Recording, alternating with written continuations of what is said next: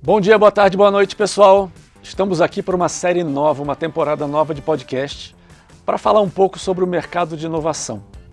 Open Innovation, pesquisa e desenvolvimento, o que a gente tem de fortaleza no mercado, o que a gente tem de fraqueza e oportunidade para poder fazer um mercado tão interessante que a gente trabalha, crescer e se desenvolver.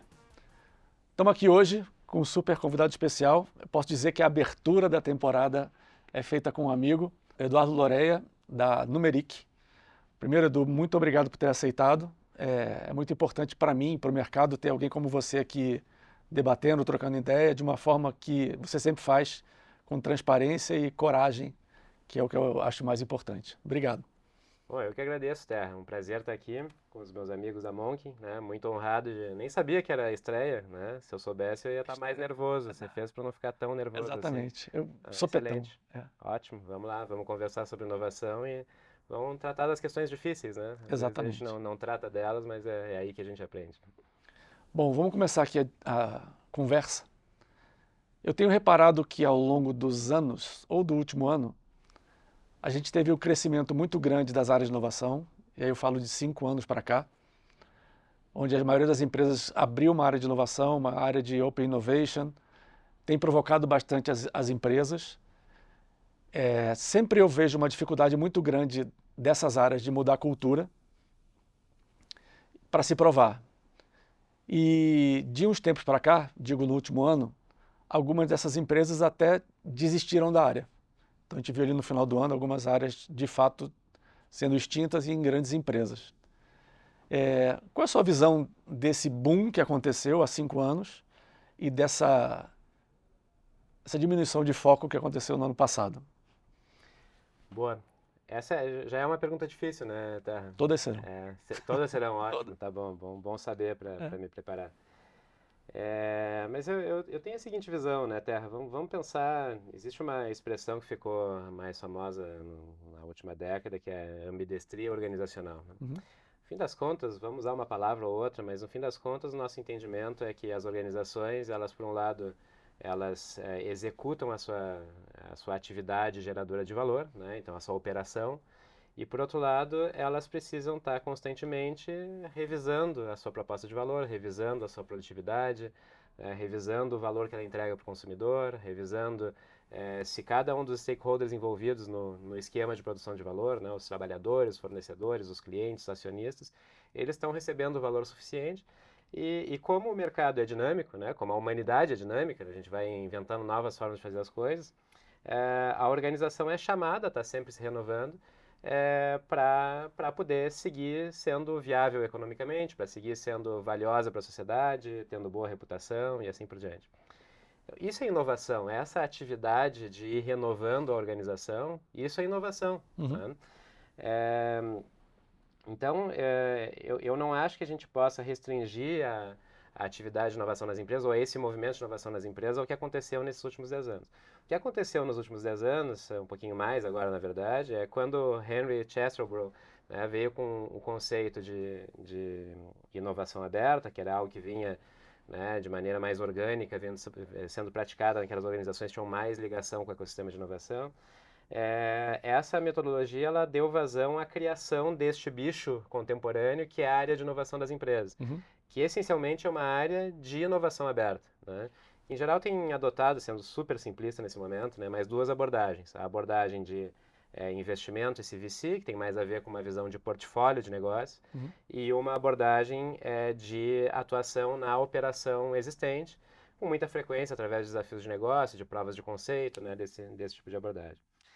A questão é que essa abordagem, ela é, por um lado, revolucionária, porque ela fez com que o custo de inovação ele ficasse muito mais restrito, porque, digamos, a maior incerteza da inovação na nova tecnologia, desenvolvimento de modelo de negócio, fica em outro ente, fica num ente externo, que é a startup, né? Que está inserida num ecossistema financiado por capitalistas de risco, ou até por verba de fomento, enfim. Então, o custo do risco da inovação ficou fora da empresa. Né? A empresa entra já numa etapa em que o risco é bastante menor, né? Então a gente sempre fala, nem tudo que se faz em inovação aberta dá certo, mas o risco é infinitamente menor do que quando a gente está fazendo esses desenvolvimentos dentro de casa ou utilizando recurso nosso para fazer isso. Uhum. Bom, então isso é excelente, né? Isso deu vazão a esse movimento contemporâneo das áreas de inovação nas empresas. Bom, mas agora você está falando de um retrocesso, né? De um setback, algumas empresas revendo isso. A meu ver, isso tem a ver com áreas de inovação que não entregaram resultado, ou seja, não provaram para a empresa que elas são um mecanismo relevante de renovação da proposta de valor da empresa e de ajudá-la, né, a progredir em produtividade, em proposta de valor, em satisfação do consumidor, em retorno para o acionista e assim por diante. Né? Então, para mim é esse reflexo. E que coloca para todos nós que atuamos nessa área, né, uma pergunta. Né? Então, a pergunta é, a gente pode ficar restrito a essa abordagem, né, que a gente veio seguindo, os tipos de programa de inovação que a gente vem fazendo, a gente está aplicando bem esse recurso? Se alguém colocar a faca no pescoço, né, e disser assim, olha, qual é o retorno sobre isso, sobre esse recurso que a gente colocou na área de inovação? A gente tem coisas boas para mostrar, né? É o que eu costumo dizer, né? Alguma frequência que a gente está começando projetos. Olha, quando a gente quiser, no fim do ano, mostrar os resultados do que foi feito, o que a gente gostaria de mostrar? Né? Então, esse pensamento na entrega de valor final é uma boa maneira de a gente repensar as origens dos projetos, né? Ou seja, esse é o projeto que mexe no ponteiro, como se costuma dizer, né? Esse projeto tem uma importância estratégica dentro da empresa que a gente está fazendo, né? O nosso consumidor é isso que ele está demandando, enfim, né? Então não tem nenhuma dúvida que em área de inovação a gente experimenta, né? A gente tem que fazer os experimentos que a operação não pode fazer, né? A gente tem mais direito a arriscar. Mas a gente não pode se escudar na experimentação para não entregar valor. Sim. Tem uma questão também de maturidade nas empresas, que vai passando o tempo, tem que ter o estabelecimento de uma cultura, e é uma cultura de longo prazo. Então você tem as áreas de pesquisa e desenvolvimento antigas nas empresas, que fazem projetos de 2 anos, 3 anos, 10 anos. Quando você vai para uma área nova, dentro dessa cultura de curto prazo, e fala, o meu projeto vai demorar 1 a 2 anos, e eu não sei se vai funcionar, isso bate direto com os gestores da empresa, que tem metas trimestrais muitas vezes. Então, parte é a questão objetiva de se teve ROI, se não teve ROI, quantas deram certo, quantas não deram certo, mas tem uma questão de estabelecimento de cultura. Sem dúvida. A cada ano que você envolve áreas novas, que você traz o conceito para dentro, que você consegue, mais do que isso, gerir e devolver para eles o quanto fez diferença na empresa, é muito importante porque a cultura mudando, a empresa está mudando e ao longo do tempo isso vai se sedimentando dentro do processo todo. Então essa questão de cultura, na minha opinião, é muito importante. Você tem algum... O que você vê sobre isso? E se tem algum bom exemplo disso ter acontecido, até para dar dica para as áreas para as empresas que estão aqui assistindo a gente. Ótimo. Não, essa é uma questão muito boa, tá? Então, a temática de cultura de inovação é uma temática onipresente nas abordagens das áreas de inovação corporativa, né? O que eu questiono, e você está colocando muito bem, é o que a gente está colocando dentro desse chapéu da cultura, né? Então, eu vejo com muito mais frequência um tratamento, que é um tratamento correto, que é de como entregar para as diversas áreas da empresa ferramental, né? Metodologias de inovação para que as áreas possam, né, fazer os seus diagnósticos, entender ineficiências, ver onde é que elas podem experimentar, mudar algo. Né? A abordagem de inovação, que é uma abordagem probabilística, né, porque envolve experimento, então fazer essa entrega de ferramental e conceitos para que as áreas tenham a condição de fazer seus processos de inovação internos e também demandar e conversar melhor com a própria área de inovação dedicada. Mas você está chamando a atenção para um outro ponto, né? Que quando a gente fala em cultura de inovação, a gente está falando de a empresa ter no seu ethos, né? na sua própria constituição, a ideia de que inovação é o motor através do qual a empresa realiza investimentos e renova sua proposta de valor. E que todo investimento, ele necessariamente é arriscado, né? Então, vamos lá, né? Você não quer arriscar, coloca o dinheiro na poupança ou no CDB, né? Ou seja, quando a gente faz um investimento na economia real, ele é necessariamente mais arriscado do que um investimento no nosso sistema financeiro ali, na renda fixa e assim, vamos lá, mas na renda fixa e assim por diante. E quando a gente investe em inovação, a gente está explorando as fronteiras, né? As fronteiras do modelo de negócio, os early adopters do mercado, a gente está explorando novas fatias de mercado, novos comportamentos, novas tecnologias, né? Então, quando a gente fala em cultura de inovação, eu acho que tem esse componente que não tem nada a ver com entregar ferramental ou entregar conceituação para as áreas. Significa, no nível corporativo, a gente colocar dentro do conjunto de indicadores e do conjunto de entregas de valor que nós fazemos, né, no C-level, no nível dos diretores, no nível dos gerentes, que é onde isso fica um pouco mais restrito, né, que a gente entrega uma fatia do nosso trabalho relacionada com renovar a nossa proposta de valor, fazer apostas que algumas vão dar certo, outras não vão, né, e tem uma maneira, Terra, de conseguir mensurar o valor potencial do que a gente está fazendo em inovação, né? Então tá muito, esse é o momento da gente falar mais e mais em Innovation Accounting, né? Em que você não precisa entregar todo ano, não precisa entregar em prazos curtos um retorno sobre o investimento como um CDB, né? Mas você precisa entregar valor potencial do nosso portfólio de ações.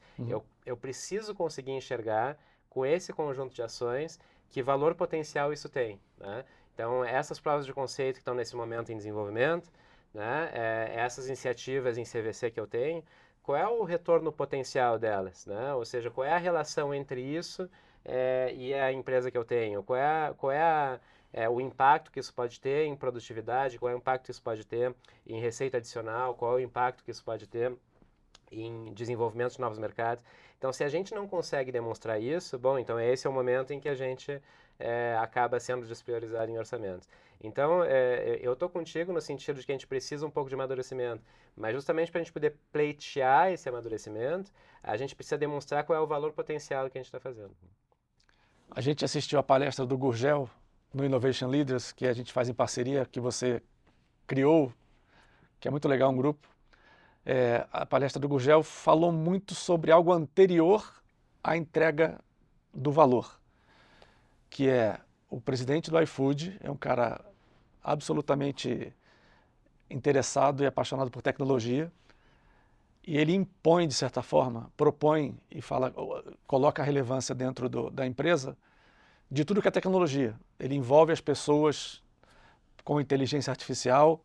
Existem métricas objetivas de quem usou e quem não usou inteligência artificial para fazer projetos.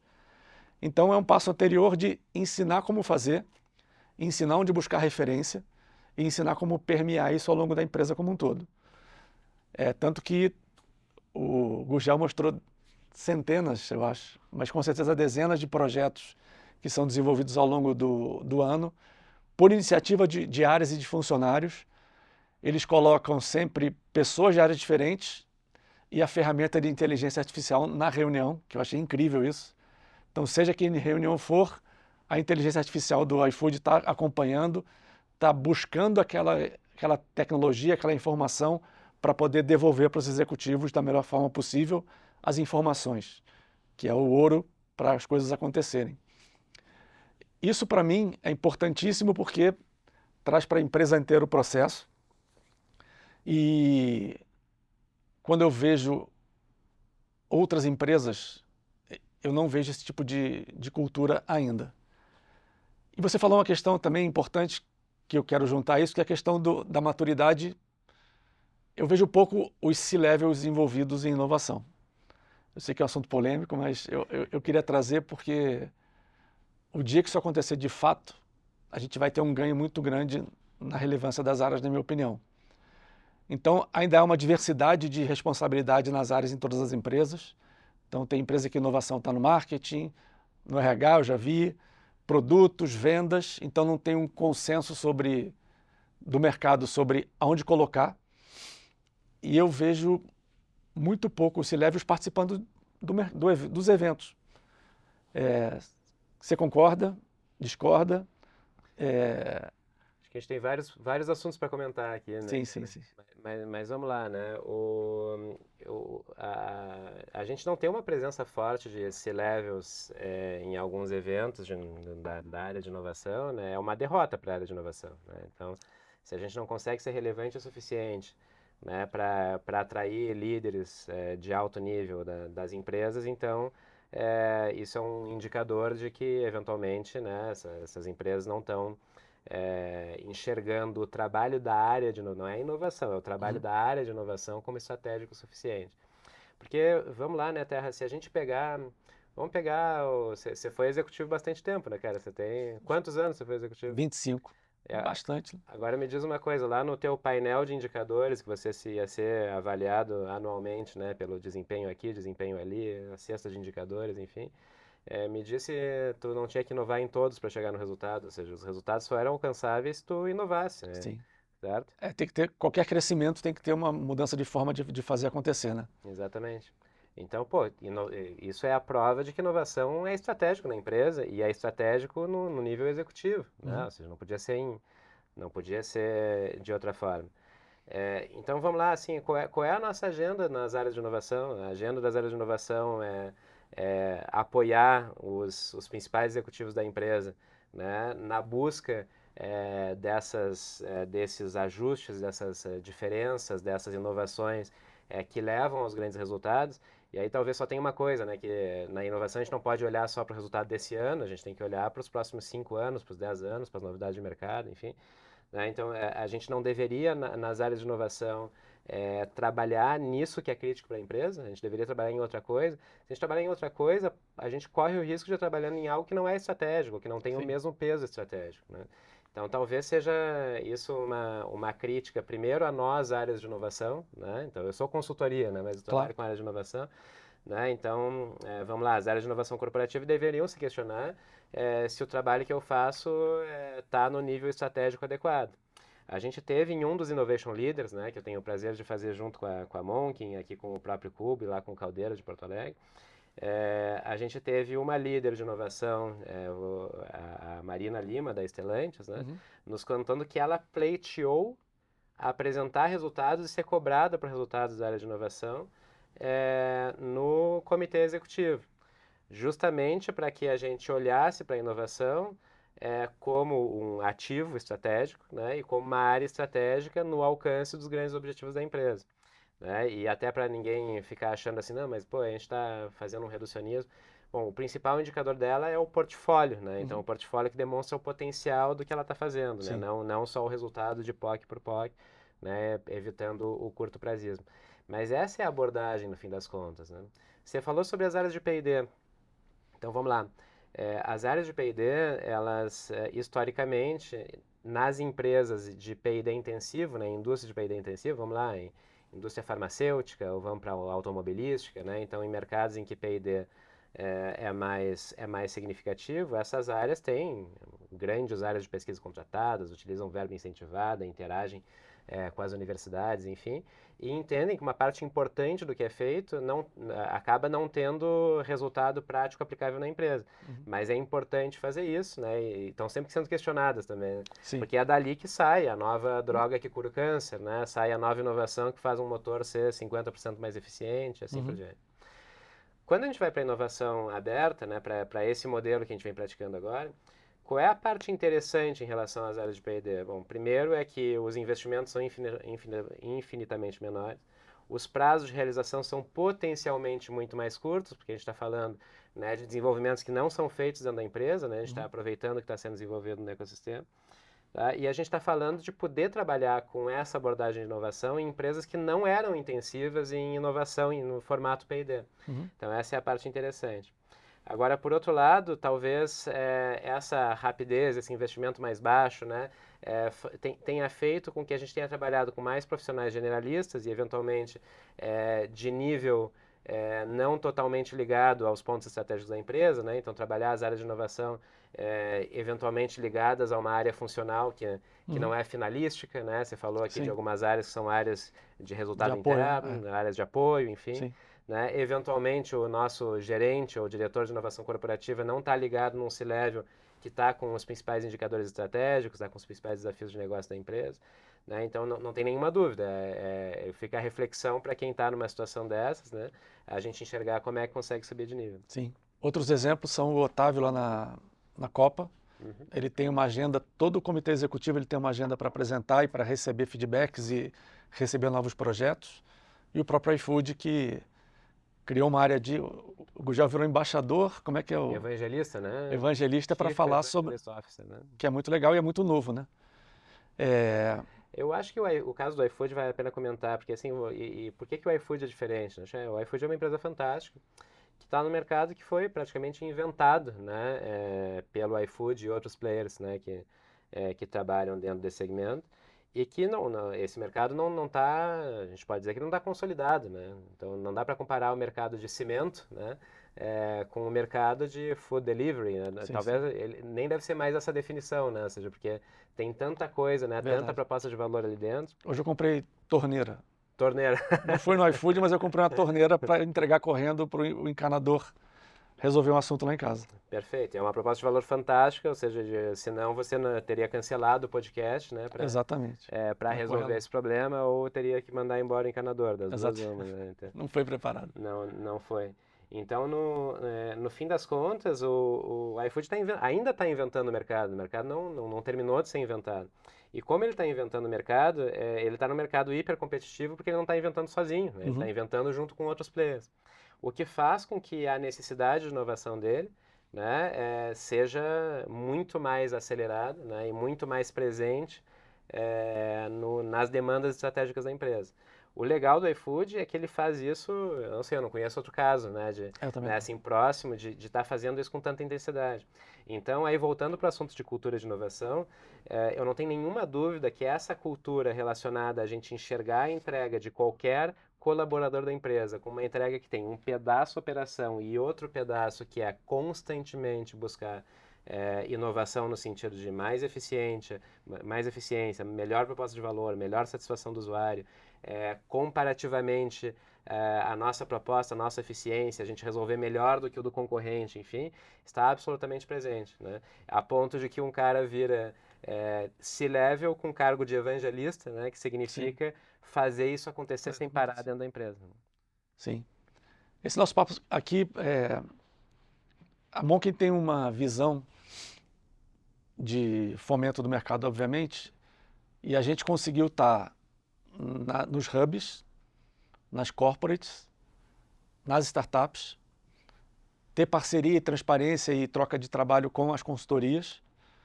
E muito do que a gente está fazendo aqui a gente está tentando ficar no centro e fazendo a roda girar. Então a gente conecta esses elementos, esses atores entre si e vai tentando aumentar a consciência da necessidade que a gente está discutindo aqui. Eu queria ver um pouco da sua visão sobre a Numeric para esse desafio que a gente está discutindo aqui. Eu sou fã, mas é legal você contar um pouco para a gente debater isso, o quanto a tua proposta de valor e a tua estratégia podem fazer diferença.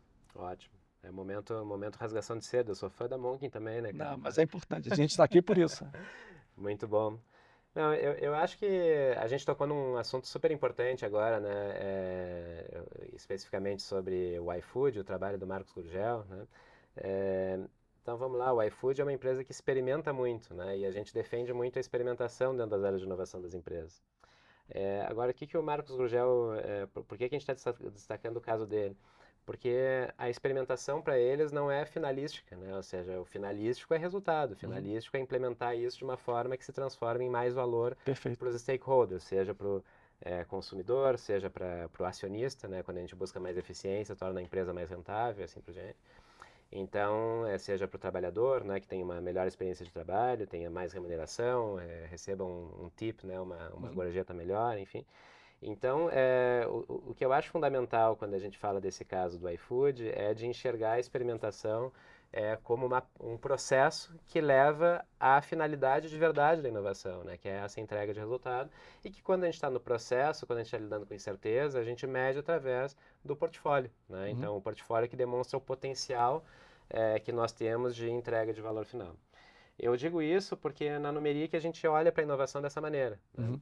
Então a gente costuma, inclusive, conversar com os nossos clientes e dizer, olha, o escopo do projeto ele está determinado até o momento em que a gente percebe que esse escopo não entrega o valor que você precisa, né? Então, o nosso compromisso é com o valor que você precisa. Uhum. Você está contratando, né? Você está desenvolvendo esse projeto e nos chamou como parceiro, porque você estava buscando um resultado final do ponto de vista de valor, né? Então, eu estou buscando uma eficiência, eu estou buscando uma nova receita, ou eu estou buscando adequar minha proposta de valor ao que o mercado anda demandando, ao que os meus concorrentes estão fazendo, ao que o entrante está trazendo, né? Então, o nosso compromisso é finalístico, ele não é com o processo, Uhum. né? Então, o processo tem que ser ajustado sempre que necessário para fazer a entrega de valor adequada. E eu acho que com isso, Terra, a gente mostra o que é, no fim das contas, a essência do trabalho do consultor ou da consultoria, né? Uhum. A essência do trabalho do consultor ou da consultoria é não deixar atrofiar o braço da renovação da proposta de valor. Muito mais do que ser o especialista numa maneira específica de conduzir um processo, né? Então, a consultoria é aquele elemento externo, né? Que vem aqui, que olha com um olhar estrangeiro, em algum sentido, para o nosso processo, para a nossa maneira de construir valor. Esse olhar estrangeiro que é tão importante, né? Sim. Na nossa vida, no fim das contas, né? Então, eu costumo falar também, assim, quando a gente está trabalhando, né? É importante baixar a cabeça e trabalhar, que é a maneira que a gente fala, né? Mas também é importante levantar a cabeça e olhar o panorama, né? Sem dúvida. Olhar onde a gente está, olhar o que o mundo está demandando, o que o concorrente está fazendo, o valor do que a gente faz. Então, eu sou encantado por fazer o que a gente faz, porque eu valorizo muito essa levantada de cabeça. E acho que esse é o principal papel da consultoria, é a levantada de cabeça para enxergar as coisas a partir de uma nova perspectiva, eventualmente, inclusive, trazendo um repertório, né, que a empresa não tem, porque não pode estar sempre assim, ela tem que, com muita frequência, tem que Sim, baixar sim. a cabeça e trabalhar, né, e esse compromisso essencial com a busca do que é o valor e não com os processos. Faço consultoria para algumas empresas e eu divido em dois pedaços, né? De dentro para fora. Então, me conta aí como é a sua empresa. Me conta aí o valor do seu produto. Me conta aí o seu produto. E a segunda parte é de fora para dentro. Então, eu faço entrevistas com formadores de opinião, com clientes e com empresas que declinaram de uma proposta para poder entender os porquês. Uhum. E aí eu cruzo as duas impressões. Ó, você fala que você é vermelho, o mercado te acha amarelo. Vai ser laranja? Vai ser vermelho ou vai ser amarelo? E geralmente tem que ser ou laranja ou amarelo, porque você não pode impor um produto para o mercado. Perfeito. O mercado tem que querer comprar e tem que entender o que está acontecendo. E isso é muito legal porque os caras chegam e falam assim, nunca tinha parado para olhar isso, porque eu fico só com a cabeça para baixo. Então é importantíssimo esse tipo de trabalho, é muito importante a visão, né, de ter coragem e trazer para uma empresa que já está estabelecida ou não, que está começando, mas tem muita certeza do produto ou da marca, que pode estar acontecendo um mau entendimento do processo do projeto ou da marca em si. Sem dúvida. Eu acho que tem uma coisa super importante até no que você acabou de, quando você fala do vermelho, do amarelo e do laranja, no fim das contas, é que tem uma realidade muito dura, né, das empresas, que é o seguinte, olha, percepção não se discute, né? Sim. Ou seja, posso discutir se eu estou certo ou errado em determinado assunto, mas a percepção não tem como discutir com a percepção, né? Você pergunta para o cliente se ele percebe a empresa como qualificada ou uma empresa de produtos baratos, aceitáveis, enfim. E o consumidor diz, não, mas eu entendo a minha empresa como uma empresa de produtos qualificados, e o consumidor está vendo barato, o consumidor está errado. Não importa se ele está errado, essa é É a percepção percepção, não se discute, exatamente. né? A percepção do trabalhador, se está funcionando ou não, a percepção do acionista, se essa empresa me entrega o resultado. Essa percepção não tem como discutir. Então, essa é uma das durezas de trabalhar nessa perspectiva de valor. Porque o valor ele tem uma parte que é tangível e talvez essa fantástica invenção humana que é o dinheiro, né? Sim. Ele tangibiliza uma parte da entrega de valor, que para o funcionário vai ser salário, que para o acionista vai ser o retorno de dividendo, né? E assim por diante. Mas tem essa outra parte que ela é intangível e ela faz parte da valoração do acionista, faz parte da valoração do trabalhador, do fornecedor e essencialmente faz parte da valoração do cliente, né? Porque o cliente ele não tem um retorno, a não sei que você esteja, né, em produtos de investimento, mas O cliente ele não tem uma tangibilização econômica em dinheiro do valor que ele adquire ao comprar o teu produto, né? A valoração dele é essencialmente baseada em percepção. Então, no fim das contas, a consultoria ela tem que ser capaz de apoiar a empresa e não discutir com a percepção, né? Então, aceitar as percepções e, a partir disso, a gente entender como é que a gente entrega mais valor percebido, né, naqueles stakeholders que, em cada momento, estão desafiando o nosso negócio. Engajar, né? Engajar, é isso aí. É isso aí. Considerações finais? Já, cara? Já. A gente certamente vai retomar em alguns outros momentos. Eu quero trazer corporações para discutir e eu acho que pessoas como você contribuem muito com essa provocação. Então a gente certamente vai ter próximos capítulos.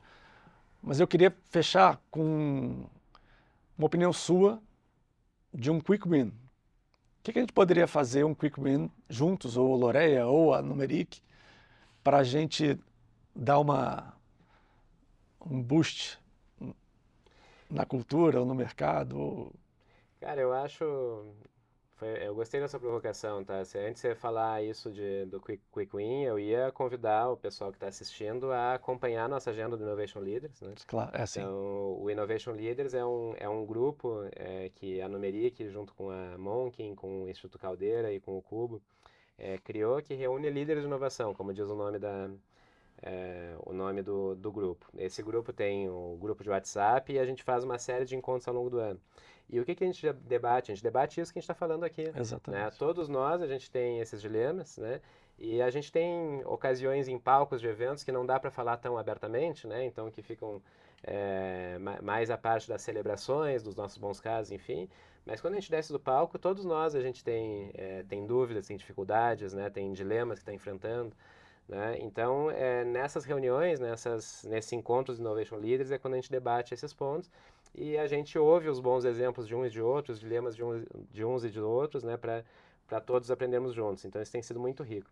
Pensando em Quick Win, tá, eu acho que a gente deveria pegar um dos nossos temas aqui, um dos nossos dilemas, né, e ver como é que a gente apoia a nossa turma do Innovation Leaders, né, e já fica o convite para que mais gente participe do grupo. Né, a fazer uma boa entrega de portfólio de inovação no fim do ano, né, uma boa mensuração do valor potencial de seus portfólios.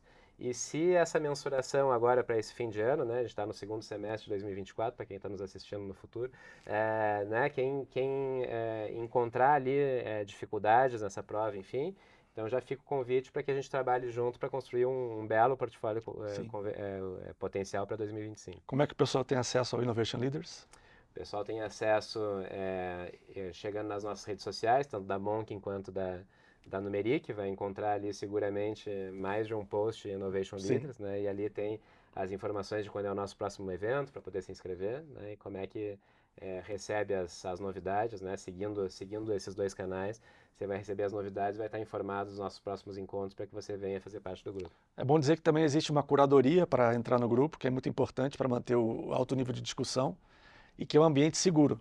Exatamente. Então, assim, ninguém grava, ninguém fala, quer dizer, todo mundo fala com abertura, mas é de fato um ambiente seguro para discutir as dores.